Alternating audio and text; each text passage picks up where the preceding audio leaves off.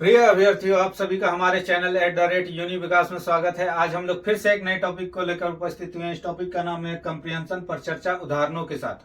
क्योंकि पिछले ईयर भी यानी वर्ष 2024 में भी काफी ऐसे अभ्यर्थी रहे हैं जिनका पेपर 1 यानी जीएस पेपर 1 का स्कोर काफी अच्छा रहा और उन्होंने पेपर 2 क्वालिफाई नहीं किया है, जिसके कारण वो मुख्य परीक्षा में सम्मिलित होने से वंचित रह गया है।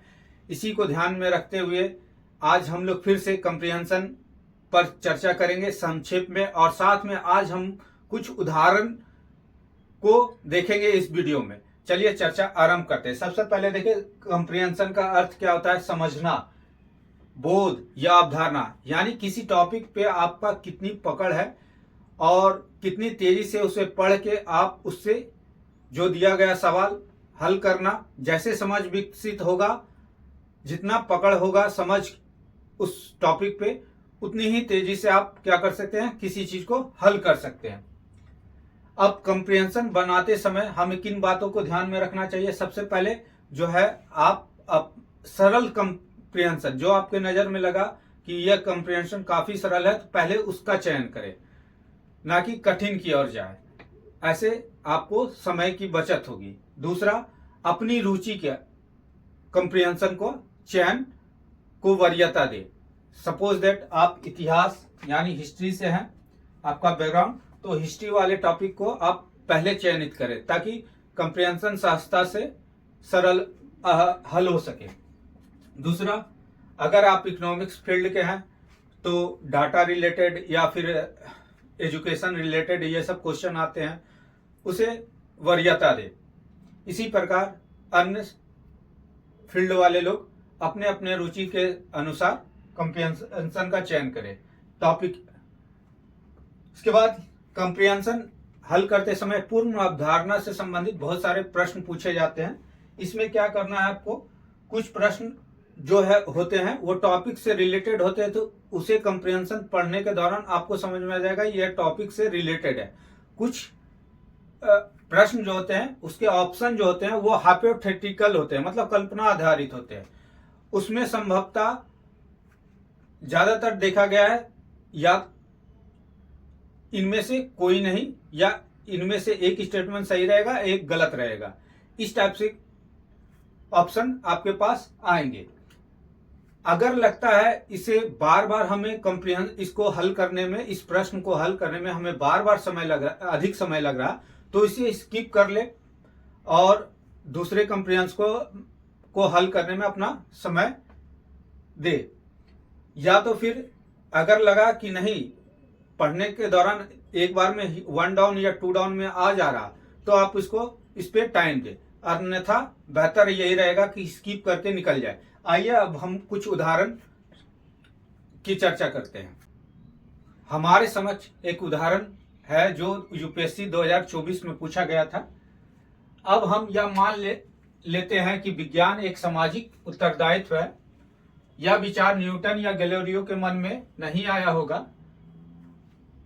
उन्होंने विज्ञान को जगत के एक विवरण के रूप में माना है। जैसा कि यह है कि उन्होंने जिस एकमात्र उत्तरदायित्व को स्वीकार किया है वह था सत्य को प्रकट करना।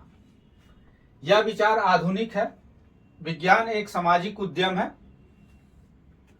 और यह औद्योगिक क्रांति से प्रारंभ होता है। हम आश्चर्यचकित हैं कि हम सामाजिक बोध को और अधिक अतीत में नहीं खोज सकते, क्योंकि यह भ्रम पालते हैं कि औद्योगिक क्रांति एक स्वर्ण युग का अंत कर दिया है। अब क्वेश्चन का रहा, कौन सा कथन विज्ञान के विषय में लेखक की सोच को सर्वोत्तम तरीके से दर्शाता है।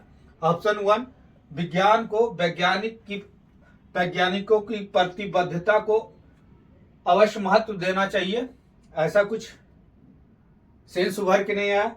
नंबर 2, विज्ञान सभ्य समाज का एक उत्पाद है और लोगों को वैज्ञानिक ज्ञान से संवर्धन के लिए अवश्य उपयोग किया जाना चाहिए, यानी विज्ञान को आगे बढ़ाना चाहिए, इस बारे में बल दिया गया। ऐसा भी कुछ सेंस उभर के नहीं आया।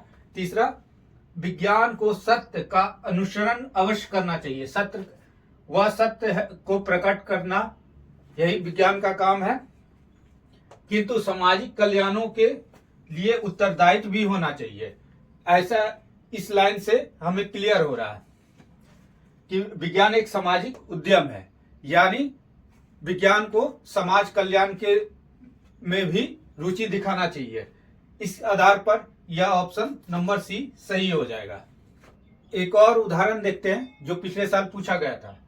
केवल दीर्घ अनुभव से ऐसा कोई समुद्र तट पर जहां उसकी भाषा नहीं बोली जाती, वहां अपने सौदे को पसार कर बैठने से व्यापारी जान पाएगा कि उसके पास जो संग्रह है उसका मूल्य क्या है, जो अपनी पसंद में क्या स्थानीय और सार्वभौमिक न्याय, प्रेम और सम्मान, शिष्टाचार जैसे कोमल पदार्थ और वास्तव में वे सभी चीजें जिन्हें हम चाहते हैं सभी जगह मान्य है, किंतु वे विविध रूप से गढ़ी जाती है और प्रायः अलग तरह से व्यवहार में लाई जाती है, और उनसे आपका सामना विदेशी भूमि पर होता है